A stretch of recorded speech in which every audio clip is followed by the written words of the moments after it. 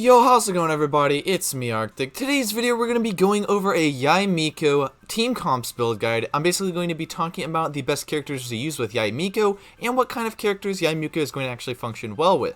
Now, I'm going to be talking in this guide based on the assumption that you have already seen Yae Miko's kit. If you haven't already seen it, basically you can check out some of my previous videos. I basically covered Yae Miko, basically how to build her and whatnot, which weapons to kind of choose for her.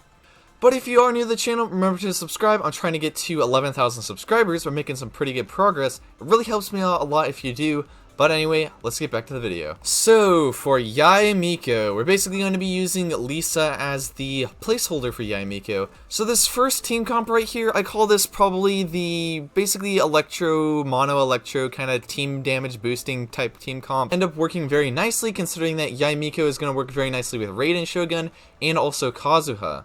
The reason that Kazuha is in here is basically to increase electro damage for both Raiden Shogun's DPS and also Yae Miko's sub DPS. And of course we have Bennett in here just to basically boost up the damage of Yae Miko, which is going to be very strong, especially if you want to cast like Yae Miko's burst like right before you would go into like a Raiden Shogun burst or something like that, because you pretty much could like cycle it that way and whatnot.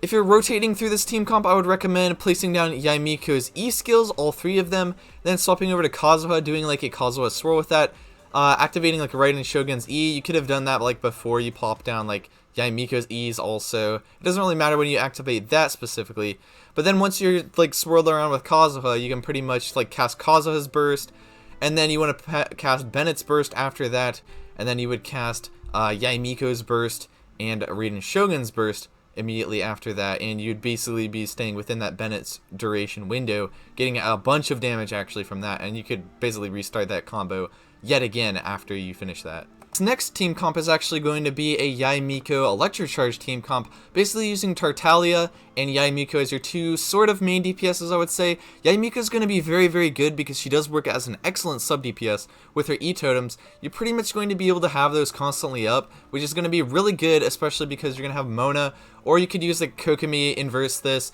You could like invert like Kokomi basically with like a Raiden Shogun or something like that. Basically, this third slot's either Mona or Raiden Shogun, depending on if you have Kokomi or Bennett in this slot. If you have Bennett, I would go with Mona, and if you have Kokomi, I would go with Raiden Shogun. But yeah, pretty much you're going to be using Tartaglia when he's up on his cooldown as much as possible, activating a bunch of Electro Charge reactions with Yae Miko. And then Mona's here basically to cast her burst, which is going to increase the damage of your Yae Miko's burst, which is where you're going to be like focusing a lot of your actual like burst damage from this. Now what this team right here is, it's basically a Eula team comp, or you could pretty much swap this out with like any main DPS, because what you're going to be doing in this team comp is using any auto attacker main DPS pretty much. You could use like a Tartaglia, you could use Yoimiya, you could use basically Eula, you could use Ayaka pretty much. But then you've got Yae Miko here basically either doing like superconduct reactions or electro charge reactions passively with her sub DPS, you know. And since she is going to have high elemental mastery stats, if you're running her as a sub DPS, that's going to be very good, and it's going to factor into elemental reactions and whatnot. That was it for the actual team comps that I recommend for Yae, and now we're going to get into a little bit more specifics on the specific characters and how they're going to function with Yae. So let's start with some of these older 5 stars. Xingqiu works pretty nicely with her because, yes, Electro Charge reactions are going to be good, and he's a very good sub DPS, along with Yae, who's a sub DPS, and then pretty much all you need is that main DPS slot, and you can use pretty much your favorite main DPS. You're going to be big chilling with that.